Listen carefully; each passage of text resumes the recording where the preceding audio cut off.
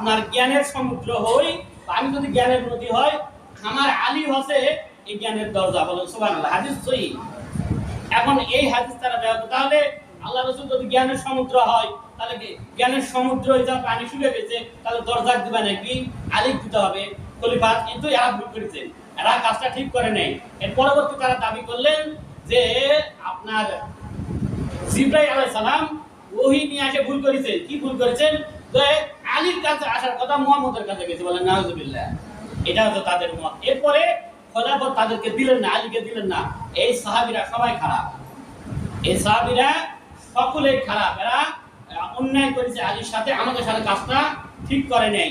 এর পরিপ্রেক্ষিতে এই যে গ্রুপটা বের হয়ে গেল, এই গ্রুপের আকীদা হলে আয়েশাও খারাপ। সরি, আপনার আয়েশা রাদিয়াল্লাহু আনহা খারাপ। এই মহিলা ব্যভিচারিণী। বলেন নাউজুবিল্লাহ, বলেন নাউজুবিল্লাহ। তার উপর অপবাদ দিলেন, এইভাবে সমস্ত সাহাবীকে গালিগালাজ করলেন। এরপরে বললেন যে কোরআন যেটা বর্তমান আছে এটাও কোরআন সঠিক নয়। কি হয়েছে? উসমান পুড়িয়ে ফেলা। পুড়িয়ে ফেলার ইতিহাস কি? আর শোনেন, আল্লাহ রাসূল মুহাম্মদ সাল্লাল্লাহু আলাইহি ওয়াসাল্লাম গত হয়ে গেলেন, আবু বকর গেলেন।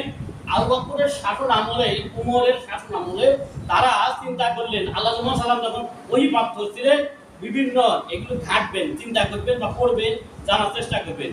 তখন তিনারা গাছের ছাল, পাথর, বিভিন্ন জায়গাতে কোরআনের আয়াতগুলো লিখতেন। মানে যখন যে এলাকায় আল্লাহ রাসূল মুহাম্মদ সাল্লাল্লাহু আলাইহি ওয়াসাল্লামের কোরআন নাযিল হতো, তখন তারা সেখানে লিখতেন। তো আবু বকর সিদ্দিকের শাসন আমলে একটা বড় যুদ্ধ বিগ্রহ হলো, বা উমরের শাসন আমলে। তো সেখানে অনেক হাফেজ আপনার নিহত হয়ে গেল, অনেক হাফেজ নিহত হয়ে গেল। তো নিহত হওয়ার কারণে তখন তারা সংখ্যায় বললেন, তখন চিন্তা করলেন কোরআন মাজিদ যদি সংরক্ষণ না করা হয়, তাহলে তো এটা থাকবে না, এক সময় হারিয়ে যাইতে পারে।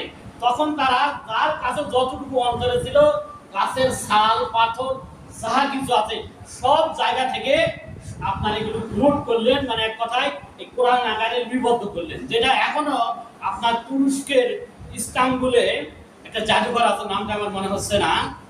আপনার সেই জাদুঘরে এখনো উসমানের হাতে লেখা কোরআন, মানে যে প্রথম যে সংরক্ষণ করা হয়েছিল, এটা পৃথিবীর বিভিন্ন প্রান্তে দেওয়া হয়েছিল, সেটা এখনো সংরক্ষণ আছে। তো তিনি এগুলি সংরক্ষণ করার পর এগুলো সকলের মাঝে আপনার দিয়ে দিলেন।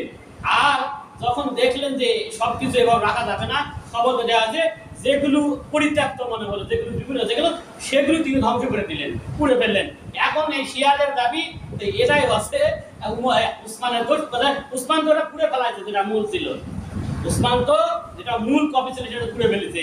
তিনি যে সকলকে দিলেন সেটা নোট করার পর, আপনারা হাতের লেখা লিখছেন, এক্সাম্পল হাতের লেখা সবগুলো এক জায়গায় জড়ো করার পর, এটা বান্ধার পর যখন আপনি ভালো করে ফটোস্টাট ক্লিন করে বা একটা বই বানাইছেন, তখন আপনি এটা অপ্রয়োজনীয় মনে করলেন, সেটা রাখলেন না। কিন্তু শিয়াদের দাবিতে না, কোরআনটা সঠিকটা নাই, এটা তাদের ওই যে গুমরা আকীদা।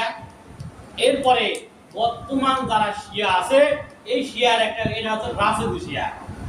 এই শিয়ারা এটা আরো ভয়ঙ্কর। এরা হচ্ছে ইহুদিদের মতো। এদের কাছে আমরা সবচেয়ে বড় উপকার কি হয়েছি, ইসরায়েল ফিলিস্তিনকে মারতেছিল, আর এরা যখন এদেরকে আক্রমণ করেছে, এদের হয়ে এরা যুদ্ধ করেছে, এটা আমরা উপকৃত হয়েছি। কিন্তু তারা নিজের স্বার্থে করছে, নিজে বাঁচার জন্য।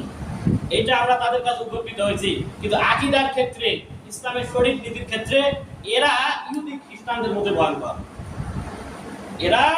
এদের আযান হচ্ছে আশহাদু আল্লাহ সরি, যেখানে মুহাম্মদ সাল্লাল্লাহু আলাইহি ওয়াসাল্লাম বলা হয় যে আশহাদু কি আয়াতটা কি আমার মনে হচ্ছে না, আযানে মুহাম্মাদুর রাসূলুল্লাহ, এরপরে বলা হয় যে আশহাদু আন আলী হুজ্জাতুল্লাহ। বলেন নাউজুবিল্লাহ। দুটা বাক্য বলে আশহাদু আন আলী ওলিউল্লাহ, এটা না বললে আযান ক্লিয়ার হয় না। কালিমা তো একই অবস্থা, যেখানে বলি আশহাদু আন্না মুহাম্মাদুর রাসূলুল্লাহ, সেখানে বলা হয়, এরপরে তারা বলে যে আলী ওলিউল্লাহ, আলী হুজ্জাতুল্লাহ। এটা না হলে আপনার এই ঈমান আপনার সঠিক পরিপূর্ণ হবে না। এগুলো হচ্ছে শিয়াদের আকীদা। আরো অনেক বিভ্রান্ত আছে। আর এই বাংলার জমিনে, উপমহাদেশে এই শিয়া মতগুলো ছড়িয়ে ছিটিয়ে থাকার কারণে আপনার কাছে যখন সঠিক বিষয়টা আসতেছে, মনে হচ্ছে শত শত বছর ধরে দেখে আসলাম আজ এটা কি। আর এই ইসলাম যে প্রচার হয়েছিল এই এদের মাধ্যমে, সঠিক সুন্নি আকীদার, সঠিক আকীদার আপনার আলেমগুলো ওই সময় অল্প এসেছিল, সামান্য, সবাই সব জায়গায় পৌঁছতে পারে নাই। কিন্তু পর্যায়ক্রমে এখন ডিজিটাল জামানা, আপনার মিডিয়ার মাধ্যমে সবকিছু পাওয়া যায়। আমি যে কথাগুলো বললাম, আপনি ইউটিউবে ঢুকবেন, গুগলে ঢুকবেন, গুগল তো হচ্ছে সবকিছু পাওয়া যায় গুগলে। আপনি বলবেন শিয়াদের আকীদা সম্বন্ধে, যায় যে শিয়া মত সম্বন্ধে, আপনি ভয়েস দিলেও আসবে, দেখবেন এর কি আছে এর মধ্যে। এরপরে কিতাব তো পাবেনই, কিতাব যখন আপনি চাইবেন কিতাবও পাওয়া যাবে। তো তারা অত্যন্ত ইহুদি খ্রিস্টানদের মতো তারা এই ইসলামের জন্য ভয়ঙ্কর। তারা যদি বিজয়ী হয় তাদের আমাদের খবর আছে। তো এদের কাছ থেকে, ইহুদি খ্রিস্টান মুশরিক এবং এই বাতিল ফিরকাগুলোর কাছ থেকে আল্লাহ আমাদেরকে রক্ষা করুন। আল্লাহুম্মা আমিন। ওয়া আখিরু দাওয়ানা আলহামদুলিল্লাহি রাব্বিল আলামিন। আমরা আজকের এতটুকু আলোচনা থেকে এতটুকুই বুঝলাম যে অবশ্যই শিরক মুক্ত আমল করতে হবে, অবশ্যই শিরক মুক্ত আমল করতে হবে। এতে নাজাতের আপনার নিশ্চয়তা। আর যদি শিরক হয়ে যায় তাহলে আপনার নাজাতের নিশ্চয়তা নাই। আসমান জমিন সমপরিমাণ পাপ নিয়ে যদি আমরা হাজির হই, আর যদি শিরক আমলের মধ্যে শিরক না থাকে, তাহলে আল্লাহ আমাদেরকে মাফ করবেন। বলেন সুবহানাল্লাহ। আল্লাহ আমাদেরকে বুঝার তৌফিক দান করুন।